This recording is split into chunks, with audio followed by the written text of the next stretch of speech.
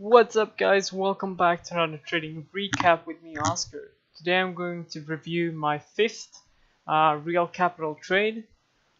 I've been looking back at some things that I have been doing wrong, and the trading recaps video is a very good thing because I can go back and review what I did wrong. I should probably organize them better within text also. I have, of course, my real entries and exits, but I don't have that small line that should be needed with text that I will add right away. So here's my real capital trading spreadsheet. You have all the basic stuff, entries and exits, goods, but I should also add mistake. No, actually, mistake things to improve.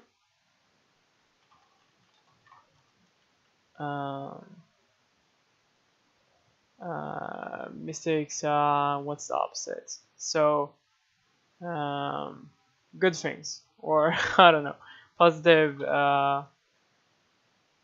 behavior, or I don't know, things to take with until next time trade, until next trade. So, and then just I'm going to just make this so I can just write without any lines and that stuff. But yeah, that's a later problem. So then I can just write, okay, what's my mistakes? The biggest mistake that I can improve on, FOMO. And then if I get, I don't know, like let's say I got 3 out of 5 FOMOs, then I know, okay, my biggest mistake or my biggest repeating mistake that I make is FOMO. So that's a key thing that I had forgotten about, and that is really good to keep on practice and keep on having, so that I get more organized of what's my flaws. Because sure, I can make videos, but then I have to rewatch them over and over again, and that might be good to remember myself what I did wrong, what I should improve on, and what I should keep on taking. But this is also a good way to organize it better. But let's get into the trade. I did a trade on NNDM. My pick rate on this was meh, and that should be even like it's not terrible, but after I've done some looking into this particular market environment, and then looking at what I did, makes this laughable. But let's get into the trade. Overall, down like 117 bucks. I don't want this to get out of hand, so I'm going to keep it really small until I'm consistent. So until I have like, I don't know, 7 green trades or something, like consistent numbers of green days, then I'm going to size up. And of course, as always, as I want to get my tracking done, I also plan to size up then. But my tracking is going so. It's yeah, it's all over the place. But if we get into the trade NNDM, I'll show you the picture as well.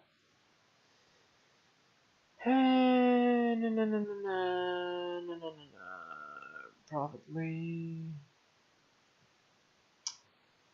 So, overaggressive short on my part. Check YouTube videos for in-depth explanation. Yeah. So here's the entries and exits. So I entered at 273 and I exited at 287. First off, real props to me right away for cutting losses quickly, sticking to my plan actually on this trade, which is really good. So my exit is about here. I entered in here. So if I zoom in, so in here, and exited here. I use this as my resistance level and also my risk level. So the main thinking process behind this trade was that this is overextended gap up on the first day, or it is a gap up and a potentially gapping crap. That's my main thinking process. What made me think this was not necessarily because of the news, because the news was quite bullish. The news was saying that okay, they had sold one of their products, one of the 3D printers, to a US-based global top 10 defensive company.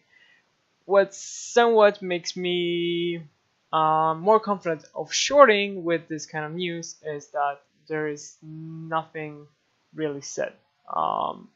They said that they had sold one of their products. They didn't say to what price. They didn't say if it was a discount price. They didn't say to what company. They didn't say how much money they got for the sale, stuff like that. So the news was like, meh. It's neutral. It's more bullish than bearish, but still, I wasn't confident of this going like supernova because of these news. The second part that made me really bearish on this was the filings. The filings was terrible. I don't know. They had this ads. I can't I can't explain it in depth as of right now, but basically they had a bunch of shares that could be exercised at what was the price? Yeah, it was at least within this range. I think it was in the twos even, or something like that. So I was totally bearish on this, and it turned out to be overall. If I had shorted at the top, of course, I could have been doing great. Like it gapped down today as well. So short, great short. And overall, I think this is going to like collapse, but not today. I'm bearish, but I'm bearish more on the long side, on the long period of time. But so enough shouting about other stuff.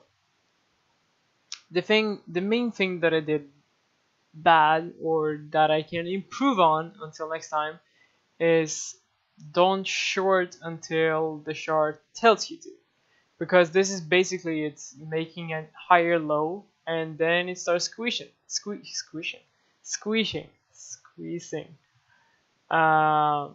squeezing and just simply ripping up.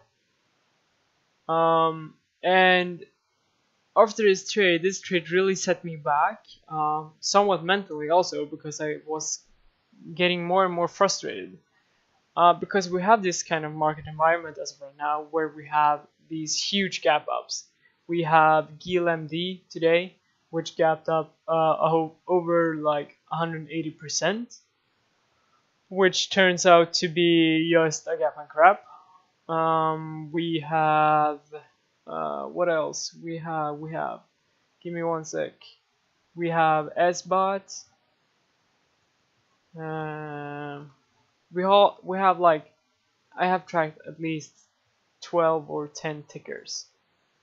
So we had SBOT on this day, which gapped up like 40%, not as huge. We have Exxon, which gapped up huge. So what I did after this setback and after this losing trade was that okay, I really have to figure this out. So I came up to that there are mainly three types of patterns. within the gap up sector, or not sector, with the gap ups.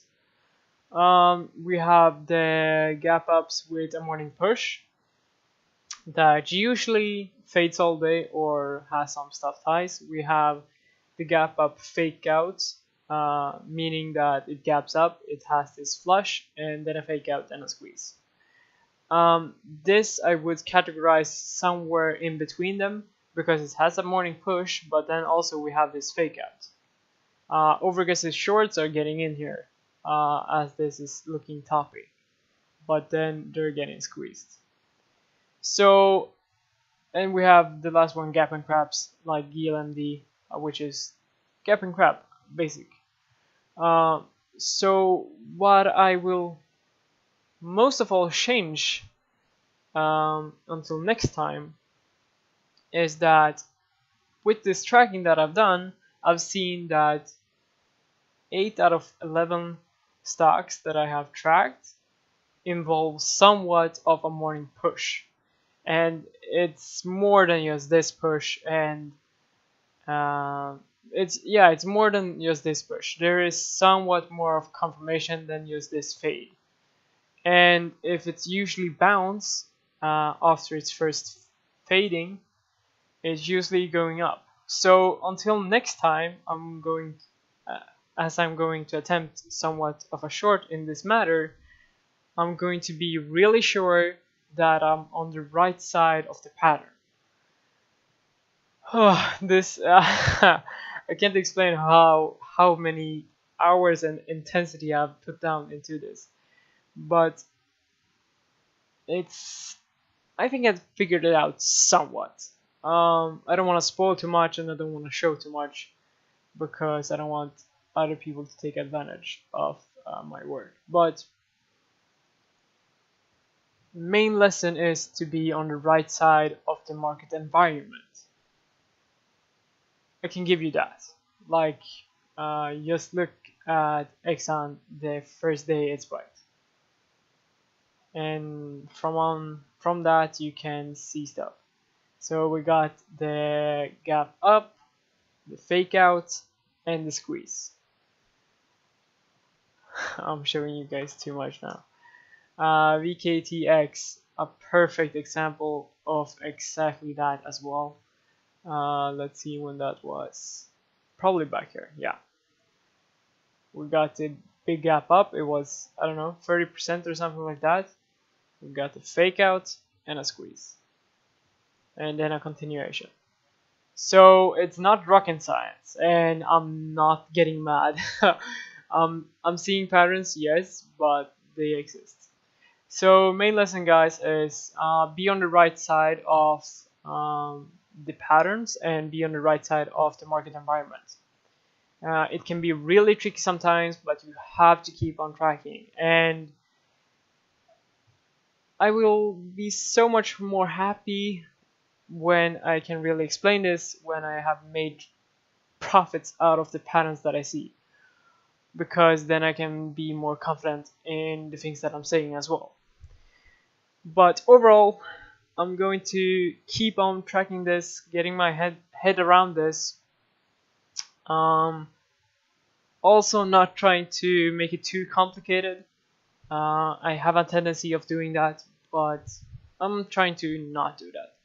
So that's everything for today, guys. NNDM, to summarize what I did wrong, to summarize this trade.